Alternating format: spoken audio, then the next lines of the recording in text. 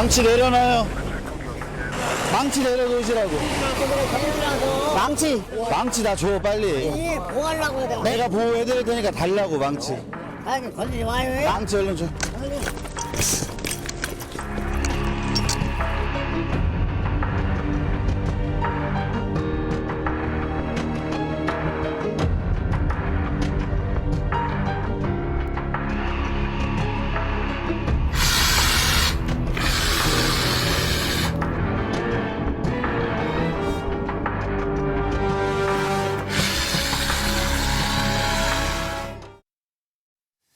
네, 이고은 변호사와 함께 김유진 아나운서, 서정빈 변호사 더 나오셨습니다. 어서 오십시오. 안녕하십니까. 저희가 영상으로 잠깐 보여드리긴 했는데 대전의 한 도로에서 위험천만한 일이 벌어졌어요. 난동을 벌인 거죠. 맞습니다. 지난달 20일에 새벽 5시가 좀 넘은 시각에 있었던 일인데요. 대전의 한 왕복 6차선 도로에 한 남성이 난입을 한 겁니다. 예. 심지어 남성의 손에는 35cm 크기의 둔기가 들려 있었는데요. 예. 이게 굉장히 아직 해도 뜨지 않은 캄캄한 도로 위에 사람이 서 있는 것만으로도 굉장히 위험한 상황이었는데 예. 이 남성은 이 둔기를 들고서 도로를 누비기도 하고요. 운전자들을 위협하고 주행을 방해하기도 했다고 합니다. 예, 지금 보시는 저 둔기를 들고 운전자까지 위협을 했는데 피해는 없었습니까? 네, 다행히 이것 때문에 다치거나 사고가 난 사람은 없었습니다. 예. 경찰의 신속한 조기 대응 덕분이었다는 평가가 나오고 있는데요. 경찰은 여러 운전자에게 이런 신고를 받고 단 4분 만에 현장에 출동을 했다고 하고요.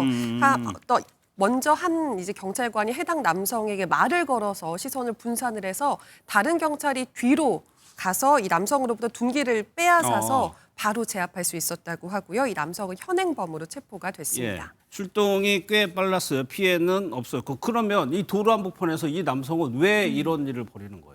현장에서 이 남성에게 둔기를 좀 달라고 설득했던 경찰한테 이 남성이 했단 말이에요. 예. 이 둔기가 내 호신용으로 가지고 다니는 거니까 줄 수 없다. 이렇게 호신용이다. 답변했다는 거예요. 예. 그러면서 성질이 나서 그렇다. 나 건들지 마라. 누가 날 욕했다라는 등으로 횡설수설하는 그 모습을 보였다고 합니다. 예, 일단 저 진술만 보더라도 약간 조금 횡설수설하는 것 같아요. 그런데 이 남성이 이번이 처음이 아니라면서요. 네, 그렇습니다.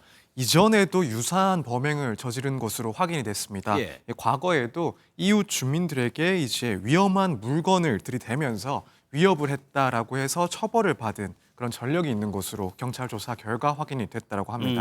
아무래도 유사한 그런 범행들이 반복되고 있는 사항이 아닌가 이렇게 보여지는데 일단 경찰에서는 지금 이 사람에 대해서 공공장소 흉기 소지죄로 의유를 해서 송치를 한 상태라고 하고 있습니다. 예. 이제 올해 4월부터 시행이 되고 있는 규정인데 정당한 이유 없이 공공장소에서 흉기를 소지하고 이것을 드러내서 사람들에게 불안감이라든가 공포심을 일으키는 그런 행동에 대해서 처벌을 하도록 하고 있고 최대 3년 이하의 징역 또는 1,000만 원 이하의 벌금에 처하도록 하고 있습니다. 예. 물론 이제 법정형 자체가 무척 중한형이다라고 할 수는 없긴 합니다만 예. 그럼에도 불구하고 이제 과거에 유사한 그런 전력이 있다 보니까 아무래도 지금 이 사건에 있어서는 추후의 재판 과정에서 상당히 중한형을 선고를 받을 수도 있다 이렇게 예상을 해볼 수 있을 것 한 번에 같습니다. 동정정가가 있기 때문에. 네, 그렇습니다. 그러면 앞서 이 사람이 얘기한 성질이 나서 이렇다. 이거는 정당한 이유라고 보기에는 조금 애매하죠. 네, 사실은 이해할 수가 없는 상당히 좀 비이성적인 동기라고 보여집니다. 이런 예. 부분도 사실 수사 과정뿐만 아니라 재판 과정에서도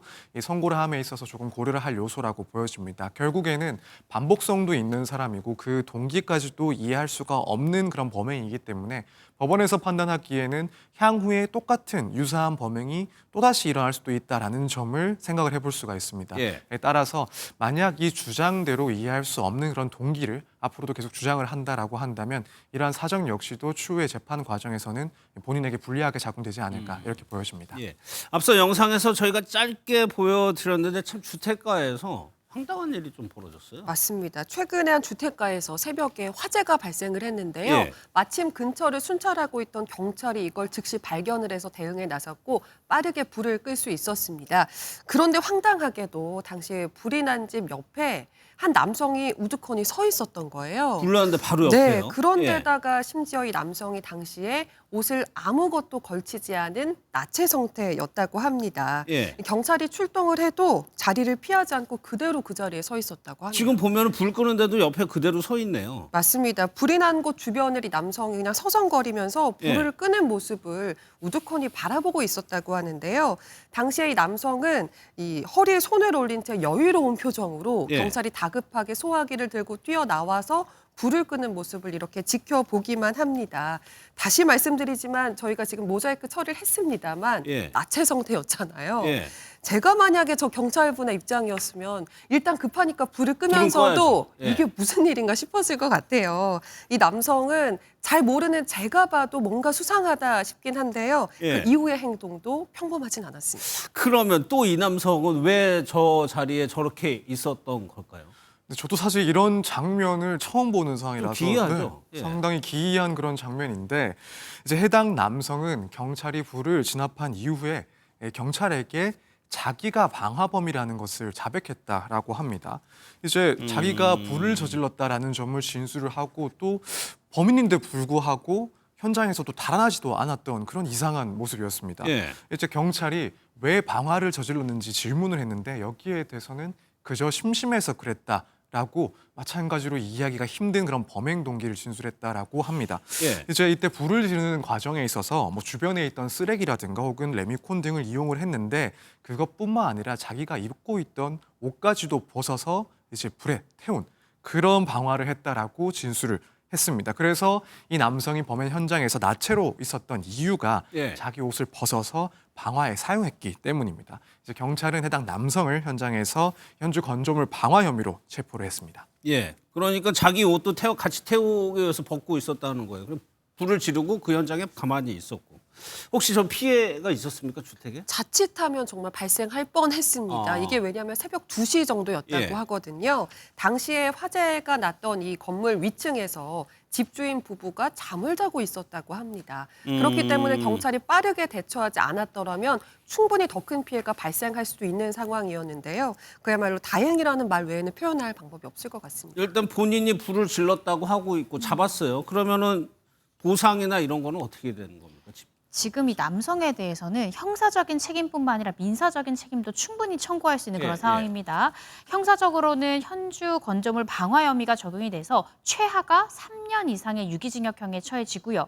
그리고 저도 실무에서 검사 생활하면서 방화범으로 현행범이 체포된 경우에는 대부분 사전 구속이 되는 경우가 통상적이고 지금 이 남성은 심심해서 그랬다라고 이야기하고 있고 자기 옷까지 던졌기 때문에 예. 재범 가능성이 상당히 높습니다. 그래서 실제로 실형이 선고될 가능성이 대단히 높은 상황이고요. 또 이 집주인 입장에서는 집이 불에 탔잖아요. 예. 건물 복구 비용 등 이 재산적인 손해도 당연히 이 남성에게 청구할 수 있고 또 복구하는 동안 임시 어떤 주거지를 마련했거나 이사 비용이 들었거나 이런 간접 손해까지도 모두 민사소송을 통해서 청구할 수 있습니다. 근데 저 옷을 벗고 있는 거는 문제가 안 됩니다. 네, 그 부분에 대해서는 음란한 이런 행위를 했기 때문에 그 부분을 또 문제 삼을 수 있지만 지금 현재 수사 상황으로는 이 방화 혐의로만 수사 진행 중인 것으로 나오고 있습니다. 알겠습니다.